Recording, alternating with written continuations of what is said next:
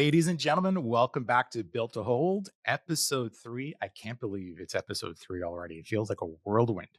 I'm your host, Sylvain Perrier, group leader at Vertus. This podcast is for those founders who have built something durable, profitable businesses, trusted products, strong teams, and are starting to think a little further ahead than the next quarter or, quite frankly, the next fiscal year. Today's episode is called When Founders Begin to Think Long Term. It's not a conversation about selling your company. It's not about exits, valuations, timing of the market, and all those great other things that are part of that secret sauce. It's about a shift that happens quietly for many founders. Instead of, what do I need to push next? The question becomes, what should this business look like 5, 10, or 20 years from now? Or maybe if I'm not here? That's a pretty big question. That shift doesn't mean something's wrong, and it doesn't mean a decision needs to be made immediately. In fact, in my experience and in my team's experience, it usually means quite the opposite. It means the business is stable enough and the founder has enough experience to think beyond urgency and start thinking in terms of stewardship. Over the years, my team has worked alongside hundreds, if not thousands, of founder-led businesses, and we've seen this moment repeat itself again and again. And I hate to say it again, not as an exit signal, but as a sign of deep maturity. To help explore this from a grounded operator informed perspective, I'm joined by someone quite important, Nadia Hamilton. She is the founder of Magnusmode, who we recently acquired. Let's just get into it. I want to hear the Magnusmode story because I think it's just an amazing story. Okay, well, 30 years ago. I remember being 8 years old, drawing out step-by-step guides for my autistic brother, Troy. Autistic and neurodivergent people are everywhere. I mean, I happen to think we're all on the spectrum in some way or the other. But my brother, Troy, is autistic. He's what you'd call maybe mid to high functioning level. And I noticed as a child that he struggled with day-to-day tasks that you and I take for granted. Like, think of making a cup of coffee like you're drinking right now. Troy would struggle with the steps involved, and it would often be basically overwhelming, and it would cause him to freeze, stop, rely on one of us, look over his shoulder and worry about not completing it right or getting to the end and having missed a step. So I drew out step-by-step guides, like a little character doing step 1, put the tea bag in the cup. Step 2, boil the water. Step 3, pour the tea into the cup. And posted them to the walls of our apartment where we grew up in Scarborough, in Toronto. And Troy would go into the kitchen or the bathroom or the living room, and he'd follow along with these step-by-step hand-drawn guides. This afforded him with the structure, the agency that he needed to do things on his own without having to rely on us.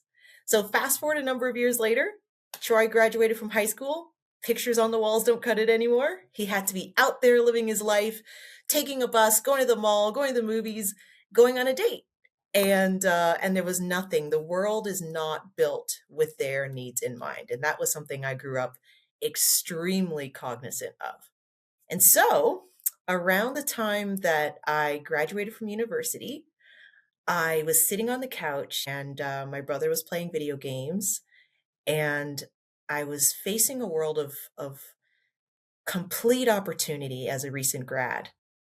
And yet the only thing that I wanted to do, I remember looking at him, and the only thing I wanted to do was somehow help my brother and people like him to be freer agents in their own lives, and to bridge that gap from the couch where we were sitting to the community.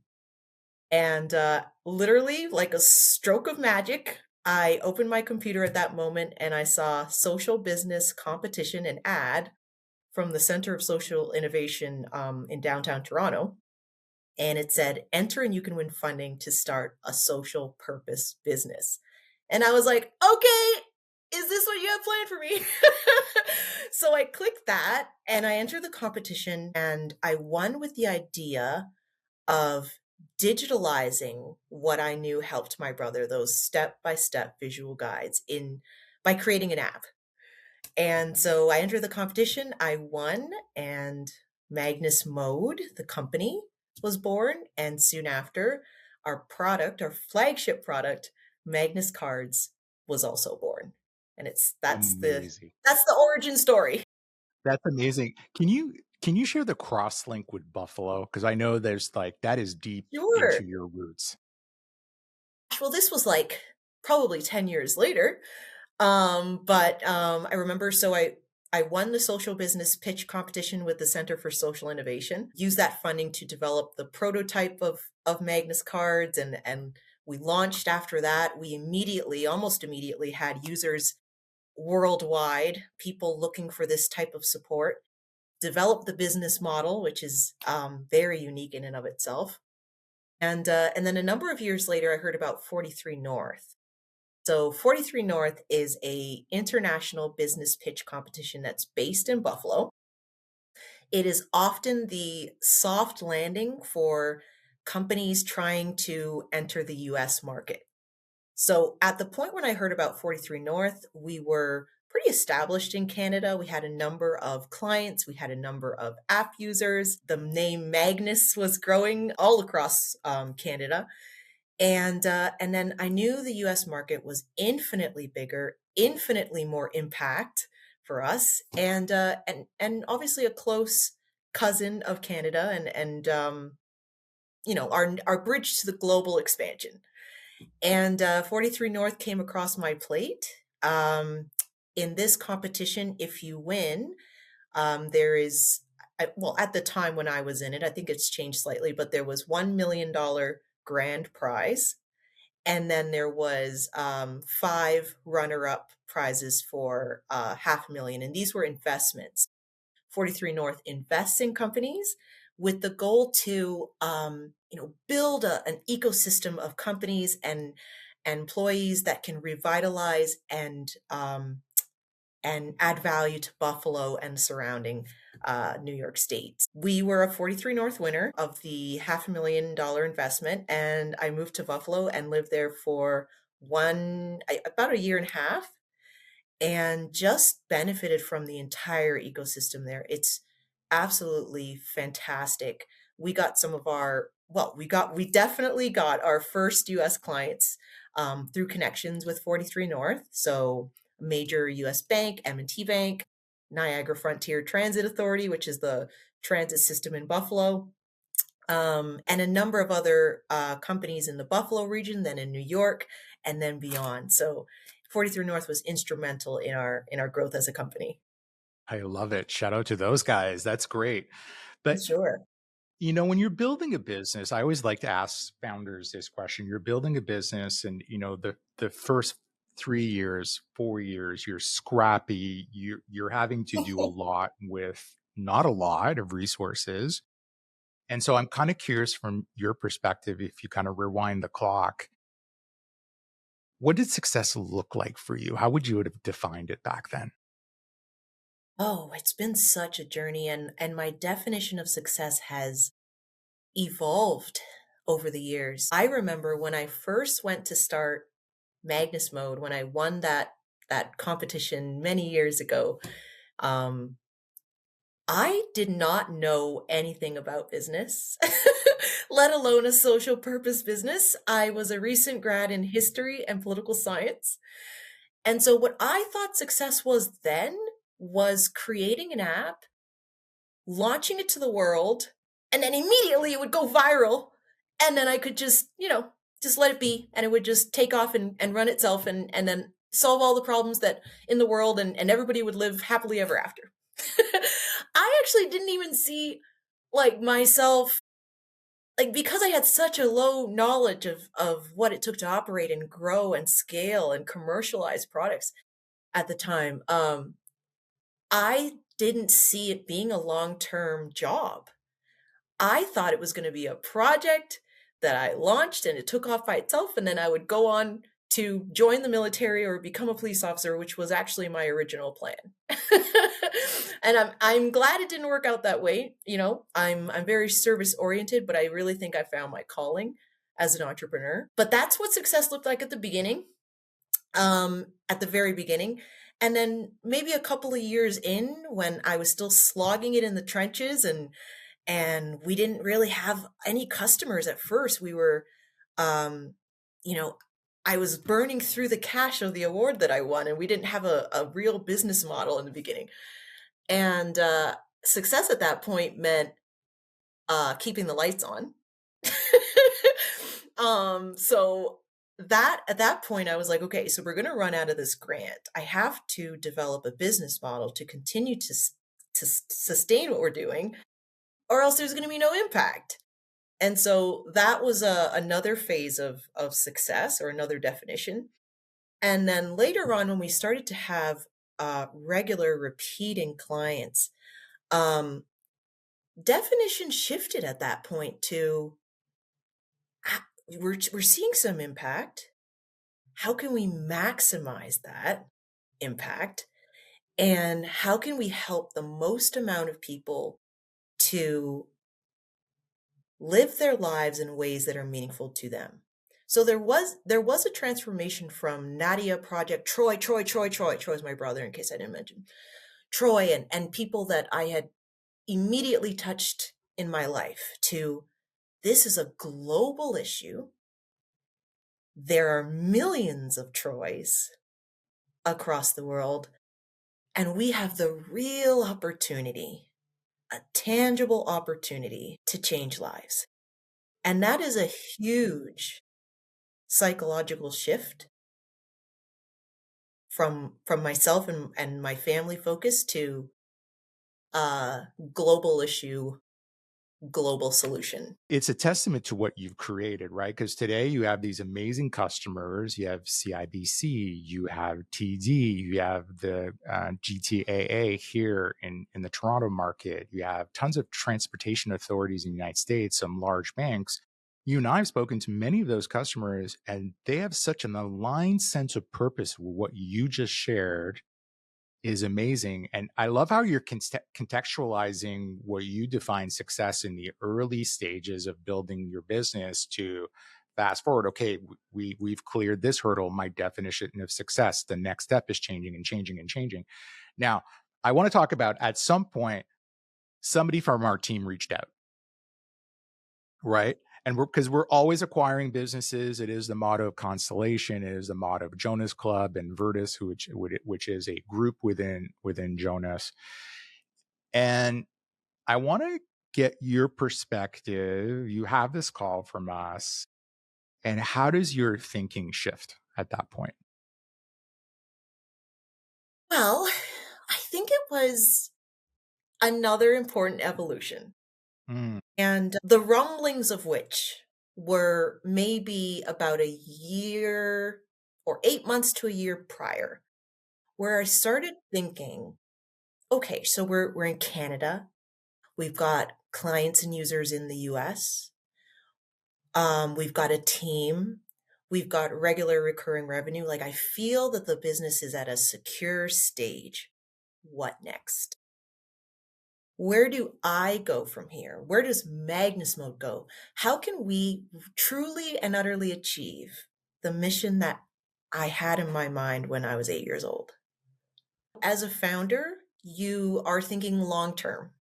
You're always thinking long term. So not only could something happen, but in order for this to be a true business, a true social purpose enterprise, it has to be able to outlive the founder. If the founder leaves, if the founder, whatever happens, the mm. business itself and the impact. Somebody from your team reached out. I'm like drawing a blank on his name right now. But it was in my junk mail. And I was just going through my junk mail at the end of a long day, and I was like, he said, are you interested in, we saw your company, we're interested in social purpose businesses at this point, and we see you got a ton of great customers. By chance, would you be interested in exploring acquisition? And I said, "Well, actually, that's where my mind is at this point, and that's how I wanna secure the future of Magnus Mode long term, and that's how I want to secure the legacy that I've built for my brother." And so that's kind of the beginning of the conversation, and, I don't know if you wanna go further, but we had a couple of good meetings, and then, we began to talk seriously about next steps. And what gave you confidence that Vertus and Jonas was the right long term? Well, I think it's just that, right? We actually had been approached in that time frame by other organizations, and what really stood out to me with Jonas is this buy and hold forever model. I didn't want Magnus Mode to be disassembled. I worked for a long time to build the brand equity, to build the customer relationships, to build the user base. And, in my mind, I wanted to leave Magnus Mode in good hands long term. And by good hands, I mean somebody or an organization that could be a steward and that could take it to those heights that I had always dreamed quicker, more efficiently, more productively, and reach, global impact. That is Love it. ultimately what a social purpose entrepreneur is aimed at, is global impact. So Jonas and the Vertus group um, seemed like the absolute perfect fit for Magnus Mode. I have to ask, how was the experience? Because I know you worked with Julia and Brent and the rest of the team. How was that experience for you? Know what to expect. All you ever hear is like horror stories of how, and I'd done a lot of reading during this time, like I was doing research on the process, and I was like, oh my gosh, this is going to be the most stressful situation of my life. And then at the last possible second, this is what they all tell you. Like all of the articles and all the interviews tell you that at the last possible second, you're going to be negotiated down, you're going to be in a corner, and you're not going to get anything of, what you're hoping for, and you're going to walk away feeling kind of like left out in the cold and purposeless. And so that's kind of like that was in the back of my mind. But when I first had a conversation with Julia and Zach, I was I was kind of like put like off balance because I was like, wait, why are they so friendly? Why does this feel like I'm just having a coffee with a friend? And why is it that there is this conscientious and very truthful and transparent feeling? And lo and behold and lo, those feelings carried on throughout the entire process. It was such a relatively pain-free, because I'm not gonna say, like, acquisitions are stressful. This is your baby, you are going through due diligence, so it is stressful, but in comparison to the horror stories that I've read, it was very fair. I felt very respected, and it was just a mutual feeling of respect. And then yeah, it was just like I felt very, very heard and seen as a founder. That's great. Listen, thank you so much for sharing. I know for our listeners out there, if they have follow up questions, what's the best way to get a hold of you? Well, I'm on LinkedIn. You can catch me at Nadia Hamilton at LinkedIn. I think my actual LinkedIn is at Nadia Hamilton. It is. But yeah, Nadia and then Hamilton like the musical. I love I love it. Thank you. Ladies and gentlemen, there's one thing I hope that you take away from this conversation with Nadia. She's a wonderful person, but if you're thinking long term, it doesn't mean you're preparing to leave. That's not the case. It means you built something strong enough to look beyond the next milestone. And for many founders, this shift literally can happen quite quickly. There's no announcement, there's no press release for this type of thing. It just kind of happens one day. So no decisions are attached. Just it's a growing awareness that the business may outlast any single chapter, including your own, as Nadia shared with us. That moment isn't a problem to solve. It's a perspective that's really earned for a lot of years of hard work. If today's episode resonates with you, go ahead, hit the like button and subscribe also to Built to Hold. Each conversation is designed to help founders think clearly about long-term ownership, stewardship, and continuity without pressure, hype, or a sales pitch. Thank you for joining me today.